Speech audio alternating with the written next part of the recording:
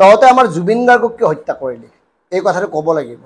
লাখ লাখ কোটি কোটি জুবিন অনুৰাগীৰ সন্মুখত এই কথাবোৰ তহঁতে ক'ব লাগিব।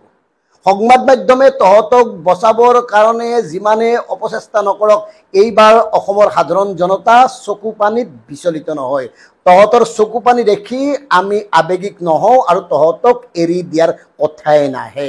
কিবা নিৰ্দয়ভাৱে মাৰি পেলালে চাপ মানুহজনক, বেমাৰী মানুহজনক সাগৰত এৰি দি, সাঁতুৰিবলৈ এৰি দি এওঁলোকে হাঁহি ফূৰ্তি কৰি আছে আৰু ইয়াৰ বাবে এওঁলোক প্ৰত্যেকেই দায়ী। আনহাতে গানৰ বেপাৰী, সাংস্কৃতিক বেপাৰী শ্যামকানু মহন্তই যি ধৰণে বক্তব্য ৰাখিছে তাক ক্ষমা কৰি দিয়া নহয়। স্পষ্ট কথা, একদম চিধা কথা, জুবিনদাৰ ভাষাৰে কৈছো, তাক কোনো কাৰণত ক্ষমা কৰি দিয়া নহয়, তাক জনতাৰ আদালতত বিচাৰ কৰা হ'ব। আৰু আমাক লাগে, আমি প্ৰথমতে পাইছিলো যে তেওঁ হেনো সাগৰৰ ওপৰত কিবা ক্লাইম্বিং কৰি থাকোঁতে, কিবা উৰি থাকোঁতে তাৰ পৰা তলত পৰি মৰিল। এই বাতৰিটো কোনে দিছিল, কাক দিছিল, আৰু তাৰ পিছত সকলো প্ৰেক্ষাপট সলনি হৈ গ'ল।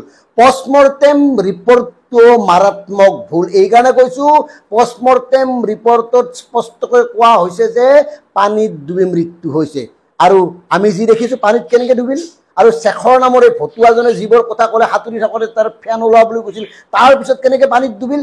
গতিকে যিহেতুকে সিদ্ধাৰ্থ নামৰ ননচেন্সজনে, এই অসভ্যজনে, এই অনা অসমীয়াজনে জুবিন গাৰ্গৰ লগত ভিতৰত গৈছিল, ভিতৰত মানে মৃত্যুৰ পিছত ভিতৰত হস্পিটেললৈ গৈছিল, হয়তো সিয়ে সকলোবোৰ সলনি কৰিছে। আৰু এই যে সলনি কৰিলে, তেওঁলোকনো কি, তেওঁলোকে কোন ছিংগাপুৰৰ হস্পিটেলৰ এগৰাকী নাৰ্ছে কেনেকৈ জানিব আমাৰ জুবিন গাৰ্গ কি।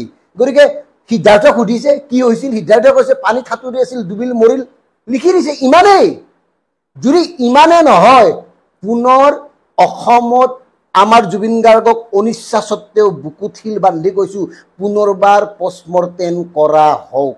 তেওঁক কোনোবাই আগদিনা বিষ খুৱাইছিল নেকি, মানে শ্ল' পয়জনিং কৰি যে মাৰি পেলোৱা হয়, লাহে লাহে এনেকে কোনোবাই অপচেষ্টা কৰিছিল নেকি, এই কথাবোৰ পোহৰলৈ আহিব লাগে। এইকাৰণে ছিংগাপুৰত তেওঁৰ পেটৰ কোনো পৰীক্ষা কৰা নাছিল, ছিংগাপুৰত নাকাটা নেমেলাকৈ কিবা বেলেগ ধৰণৰ কিবা কৰিছে পষ্টমৰ্টেম, আৰু সেই পষ্টমৰ্টেমটোত মানে আপোনাৰ ভিতৰত কি আছে, নাৰীত কি আছে, ইয়াৰ মালবিলাকত এই কথাবোৰ নলায়। সেইকাৰণে আমাৰ স্পষ্ট দাবী, এই বিষয়টো পুনৰ বিবেচনা কৰিব লাগে, যদিহে জুবিন গাৰ্গৰ এই মৃত্যু ৰহস্য উদঘাটন হোৱাটো বিচাৰে চৰকাৰে।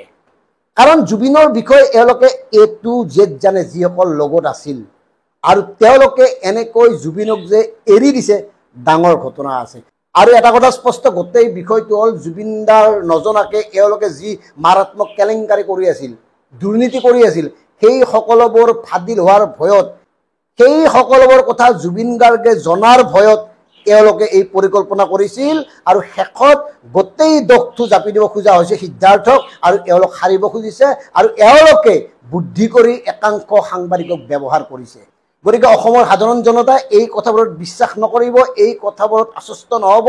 ইয়াৰ বিচাৰ জনতাই কৰিব, জনতাৰ আদালতত কৰিব। কাৰণ জুবিন গাৰ্গৰ খৱে বাৱে থাকি, জুবিন গাৰ্গক লুটি পুটি খাই, জুবিন গাৰ্গৰ নামত নিজক প্ৰতিষ্ঠা কৰি শেষত জুবিন গাৰ্গক এই ধৰণে পৰিকল্পিতভাৱে হত্যা কৰা কথাটো অসমবাসীয়ে কস্মিন কালেও বিশ্বাস নকৰে, অসমবাসীয়ে বিশ্বাস কৰাৰ প্ৰশ্নই নুঠে।